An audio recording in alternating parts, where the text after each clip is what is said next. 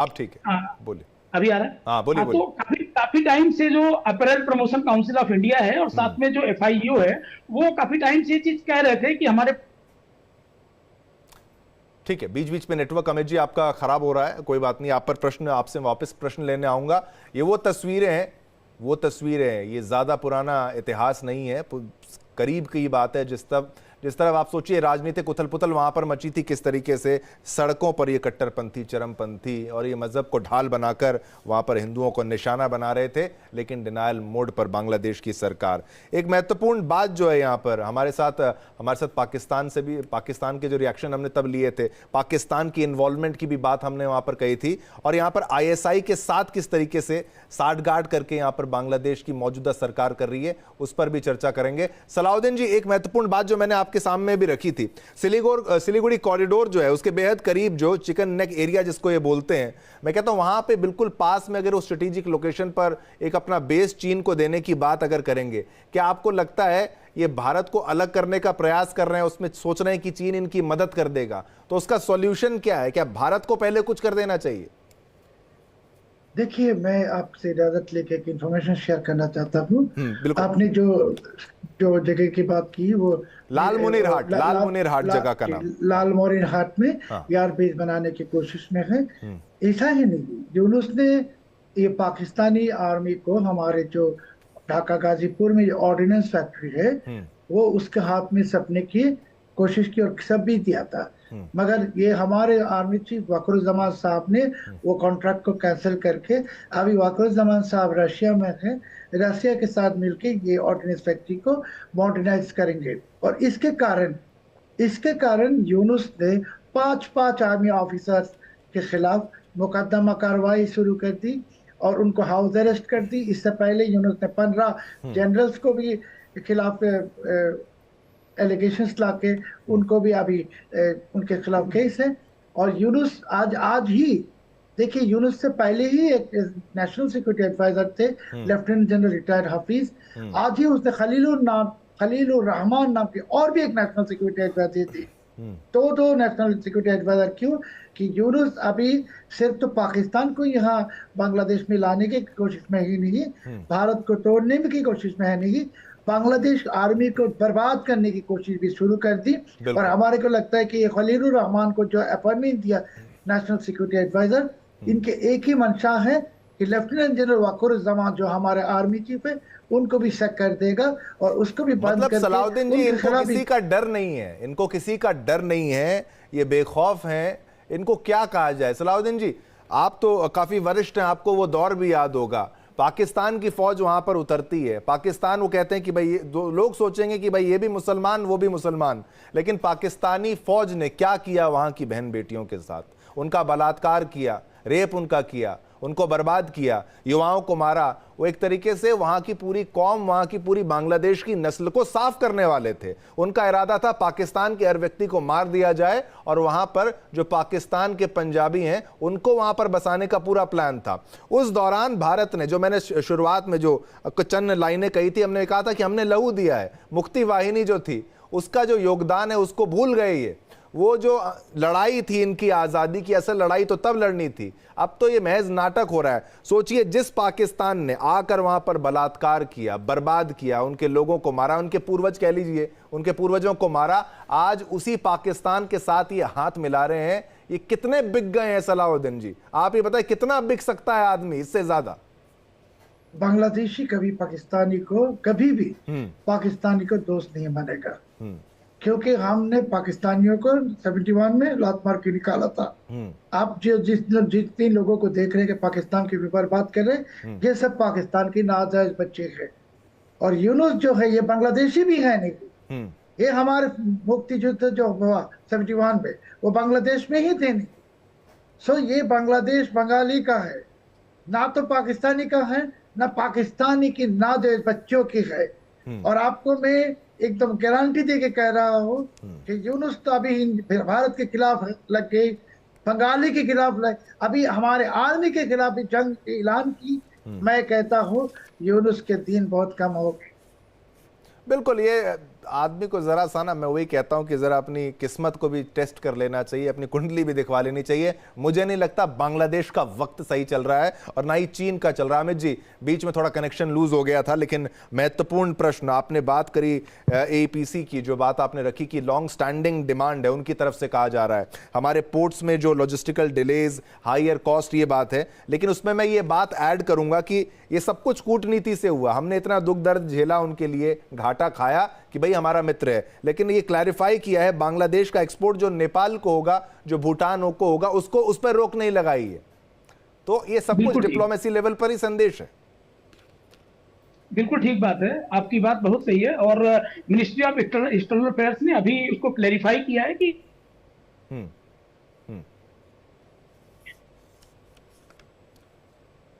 थोड़ा Amit G network, हाँ बोलिए थोड़ा सा नेटवर्क मैं शिवम जी ये कहना चाहता हूं कि इससे, क्योंकि जो बांग्लादेश का जो रेडीमेड गारमेंट सेक्टर है वो लगभग, ठीक है अमित जी, थोड़ा सा आपका नेटवर्क का इशू मुझे यहां पर लग रहा है, हम प्रयास करते हैं इसको चेक करवाते हैं एक बार, ठीक है, इसको दुरुस्त करवाते हैं। लेकिन वापस चलते हैं, हमारे साथ श्रीवास्तव साहब भी। श्रीवास्तव जी, देखिए, इसको डिप्लोमेसी कहें या क्या कहें, हमने मदद का हाथ तब भी बढ़ाया था, मदद का हाथ बीच में भी बढ़ाया था। शेख हसीना के जाने के बाद भी भारत कह रहा था कि मित्रता हम रख सकते हैं, दोस्ती अच्छी रख सकते हैं, लेकिन ये आंख दिखाने का प्रयास, ये एक बार हवाबाजी में आ गए थे, सोच रहे थे कि भाई अब हम बहुत कुछ हो गए हैं, हम ही नंबर 1 हो गए, हम देख लेंगे, सब कुछ कर लेंगे। लेकिन अब ये झटका जब लग रहा है तो फिर अमेरिका से भी बात करने का प्रयास ये कर रहे हैं, भारत से भी रिश्ता अच्छा करने का प्रयास कर रहे हैं। बिम्स्टेक में भी बांग्लादेश ने पहल की थी, कोई भारत बात करने नहीं जा रहा था, हमें इतनी आवश्यकता इनकी नहीं है, ये बात को समझते हैं ना संजीव जी?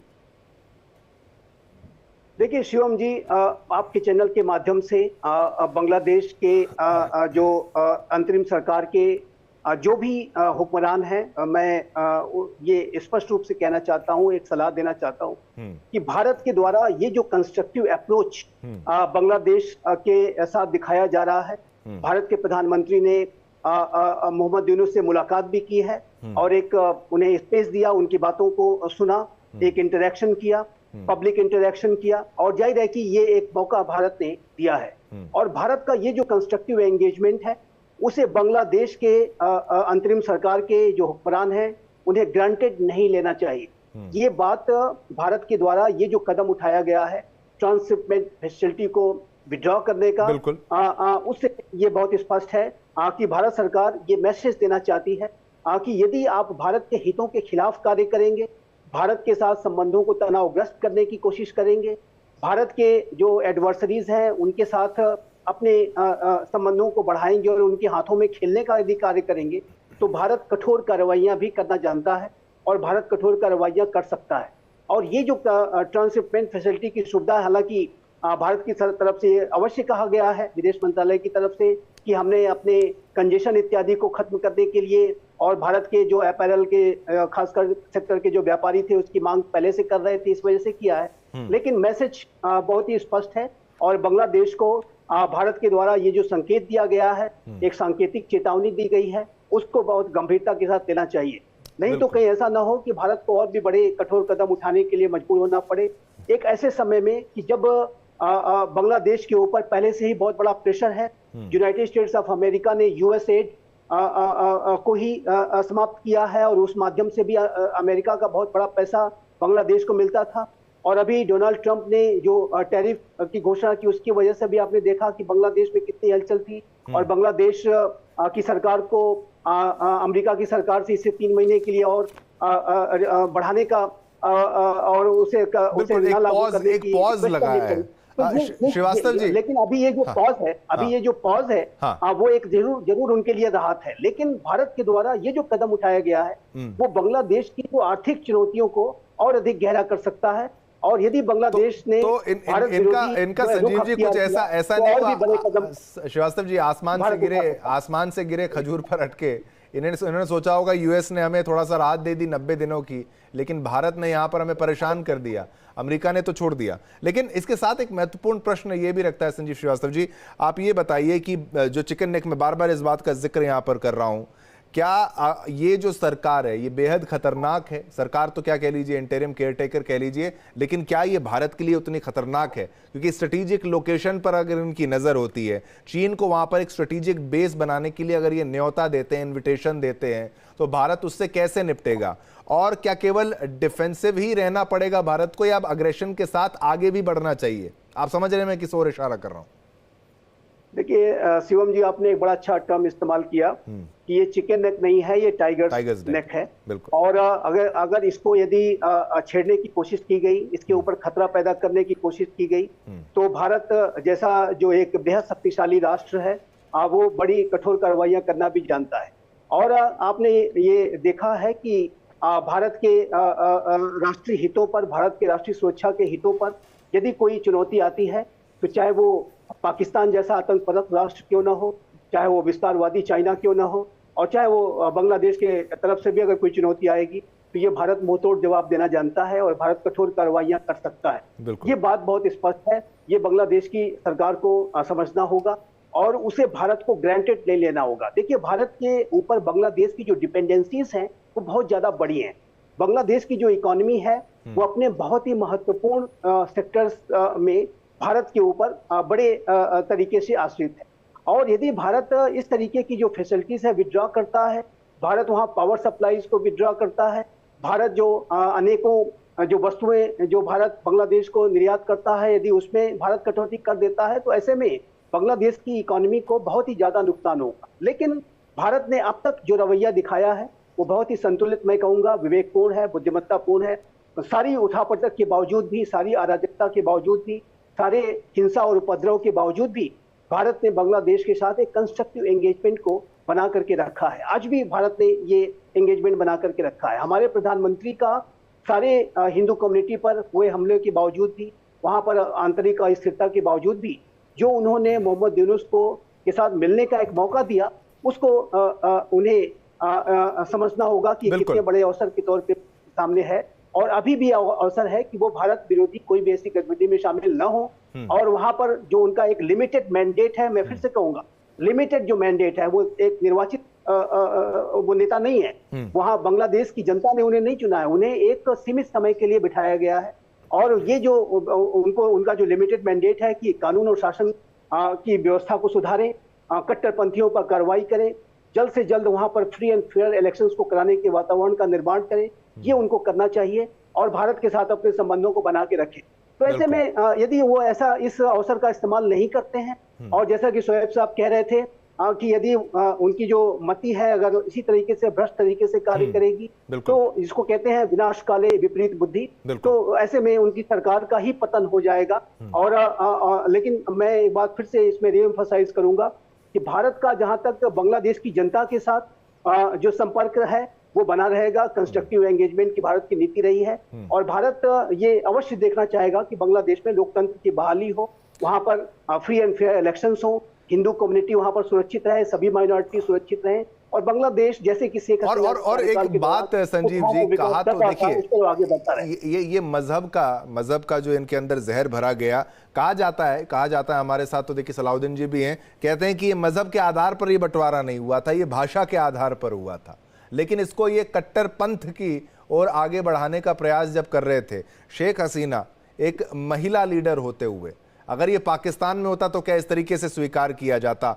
ये पाकिस्तान को नागवार गुजर रहा था कि वहां पर एक महिला नेता जो है वो लीड कर रही है और उसको आगे बढ़ा रही है। सलाउद्दीन जी, आपसे मेरा ये प्रश्न है, शेख हसीना के लिए वापसी का रास्ता क्या वहां पर आपको नजर आता है? और ये कट्टरपंथी सरकार जो वहां पर मौजूद है, आपको नहीं लगता ये हर संभव प्रयास करेगी कि भाई हम अपनी जड़ें वहां पर मजबूत रखें?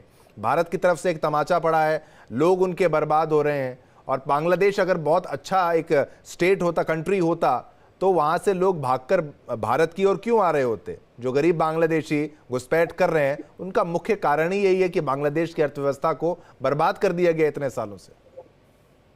देखिए भाई, ये यूनुस को जिसने भेजा, American deep state, Pakistani ISI, वो सब जानते थे कि यूनुस को देखे ही बांग्लादेश की बर्बादी कर सकेंगे ये लोग कि यूनुस के दिल में बांग्लादेश के लिए कुछ भी दर्द है नहीं, और वो खुद बांग्लादेशी है भी नहीं। सलाउद्दीन जी, बर्बाद करके क्या करेंगे? क्या वो क्रिश्चियन कंट्री बनाने का जो एक आइडिया था? आपके पॉइंट में मैं आ रहा हूँ। हाँ।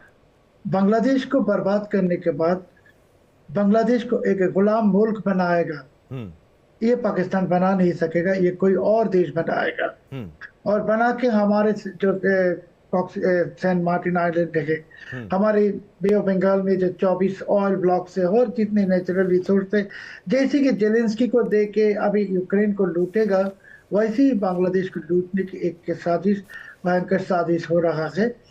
और आपने जो पूछा कि अभी शेख हसीना के बारे में, वापसी के बारे में, देखिए शेख हसीना का पार्टी जो है अवामी लीग, ये बांग्लादेश की सबसे बड़ी पॉलिटिकल पार्टी है। उनके वोट बैंक है तकरीबन 4.5 करोड़ 12 करोड़ में। मगर अनफॉर्चुनेटली ये पिछले साल के अगस्त से लेकर आज तक अवामी लीग चले गए अंडरग्राउंड, पार्टी के एक स्पोक्स पर्सन भी नहीं है। दूसरी बात है, देखिए यूनुस के दिल में एक ही डर है, और डर का नाम है शेख हसीना। आज ही बांग्लादेश पुलिस ने एक नोटिस इशू की, सारे बांग्लादेश के सब पुलिस को कहा कि शेख हसीना आ जाएगा, और शेख हसीना को रिसीव करने के लिए अवामी लीग सड़कों में आएगा, जहां अवामी लीग मिले उसको पकड़ो और बंद करो। और वो पुलिस ने कहा क्या, एक बहुत ही भयंकर बात, पुलिस ने कहा कि ये अवामी लीग को बंद करने के लिए आप बीएनपी से मदद लो, जमात इस्लामी से मदद लो, और एनसीपी, ये जो पार्टी यूनुस ने बनाया नेशनल सिटीजन्स पार्टी, इनसे भी मदद लो। तो क्या हो गया, शेख हसीना ने अभी तक तो कहा नहीं कि वो आएंगे, मगर इनके एक ही डर गए, वो गए शेख हसीना। क्योंकि शेख हसीना ने बांग्लादेश को जो प्रसार किया, जो विकास किया, सब शेख हसीना ने किया। और उन्होंने वो विकास और प्रसार और प्रोस्पेरिटी इसके लिए संभव हुआ क्योंकि शेख हसीना ने भारत के साथ बहुत ही अच्छी रिश्ते रखा, और इसके लिए भारत ने भी बहुत बड़ा मदद बांग्लादेश को, शेख हसीना को की। मैं तो बार बार कहता हूं कि भारत के साथ जो भी रिश्ता रखेगा जो मुल्क, उसके लिए ये प्रोग्रेस प्रोस्पेरिटी होगा, और पाकिस्तान के साथ जो भी हाथ मिलाएगा बर्बादी होगा। आप देखिए मालदीव, श्रीलंका गए भारत, वो भी बांग्लादेश की तरह हुआ था कई महीने पहले, अभी क्या हो गया, फिर से वापस आ रहे भारत के पास। तो बांग्लादेश तो भारत की साथ बांग्लादेश की रिश्ता थे, है और रहेगा। ये यूनुस आगे कहां से, वो चले भी जाएगा, मगर बंगाली रहेगा। बंगाली की एकमात्र मित्र भारत है, और बंगाली के जो 71 का जंग देखा, वॉर देखा, उसके एकमात्र एनिमी पाकिस्तान है। पाकिस्तान का कोई जगह बांग्लादेश में है नहीं। अभी तो हमारे को लगता है नेक्स्ट टाइम जो गवर्नमेंट भी आएगा, मैं उससे भी गुजारिश करूंगा कि that government should completely cancel, revoke all source of diplomatic relations of Pakistan, और हमारे पासपोर्ट में लेके देना पड़ेगा। This passport is valid for all countries of the world except Pakistan. Salauddin ji, एक ये भी बता दीजिए कि आपको क्या लगता है इस वक्त बांग्लादेश की जो आवाम है, वहाँ की आम जनता जो है, क्या उसको मैनिपुलेट कर लिया गया है? अब उनको एक तरीके से दबा दिया गया है, और जो ये कट्टरपंथी घूम रहे हैं सड़कों पर लाठियां लेकर, डंडे लेकर, और ये जो आप कह रहे हैं कि जमाते इस्लामी की मदद लो, जो पाकिस्तान से ताल्लुकात रखता है, भारत में भी इसका एक फैक्शन कह लीजिए, लेकिन पाकिस्तान से ओरिजिन वाले जमाते इस्लामी को वहाँ पर एक्टिव करना, बीएनपी को वहाँ पर एक्टिव करना, तो आम जनता की क्या आवाज़ दबा दी गई है, या फिर उनको भी मज़हब के आधार पर ब्रेन वॉश लगातार किया जा रहा है उनको कि भाई आपका मज़हब ही है तो आपको इनका समर्थन करना चाहिए और भूल जाइए उन्नति को, तरक्की को? क्या वहाँ की जनता की क्या राय है, आप उनकी उसके बारे में ज़रा बताइए। अभी यूनुस, हर आम जनता में यूनुस को शेख हसीना दिखाई दे रहा है और भारत दिखाई दे रहा है।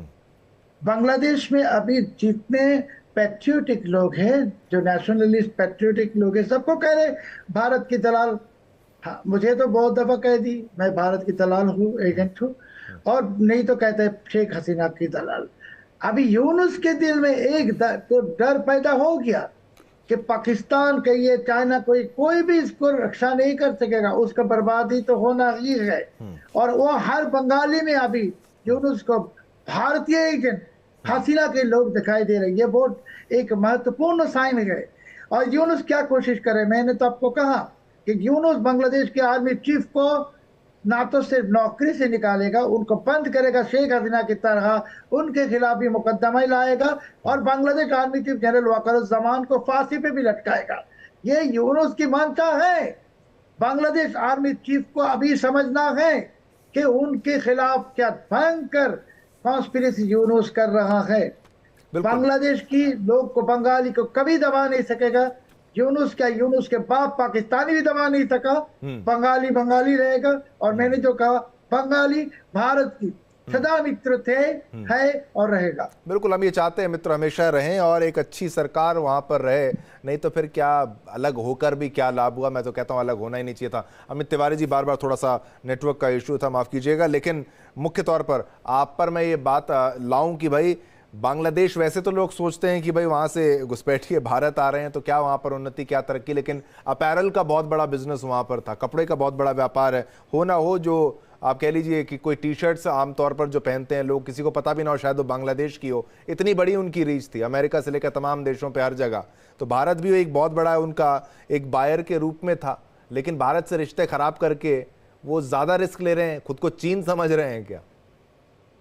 बिल्कुल ठीक बात है शिवम जी। मुझे लगता है कि अभी ऑडियो मेरा ठीक होगा। हाँ, आपके पास आवाज आ रही होगी। हाँ, आप बोलिए बोलिए। जी, हाँ, हाँ। जी, तो मैं ये बता रहा था कि जो बांग्लादेश का जो 80% जो एक्सपोर्ट है वो आरएमजी सेगमेंट में आता है, रेडीमेड गारमेंट्स में आता है। और उन्होंने जिस तरीके से चाइना के टूवर्ड्स जाके और भारत के अगेंस्ट में जो भी बातें की हैं, जिसकी वजह से रिटेलिएटरी आप बोलो कि एक्शन, हालांकि इंडियन गवर्नमेंट ने बोला है कि कोई रिटेलिएटरी एक्शन नहीं है ये, रादर हमारा जो एयरपोर्ट्स में और जो एयरपोर्ट्स में जो कंजेशन था इसकी वजह से हम लोगों ने किया है। लेकिन जिस तरीके की आज की तारीख में ग्लोबली जो टैरिफ वार चल रही है, 37% ऑलरेडी बांग्लादेश के ऊपर है। आपने देखा होगा चाइना ऑलरेडी फेस कर रहा है, हम लोग भी फेस कर रहे हैं, बट रिलेटिवली हम लोग कम टैरिफ वार फेस कर रहे हैं। तो इस तरीके की चीजें आने से अब बांग्लादेश के साथ दिक्कत क्या होगी कि बांग्लादेश को जो अभी इजी एक्सेस मिलता था इंडिया के जो नेटवर्क को यूज करने का, वो नहीं मिलेगा, जिसकी वजह से उनका टाइम भी ज्यादा लगेगा और कॉस्ट भी ज्यादा लगेगी।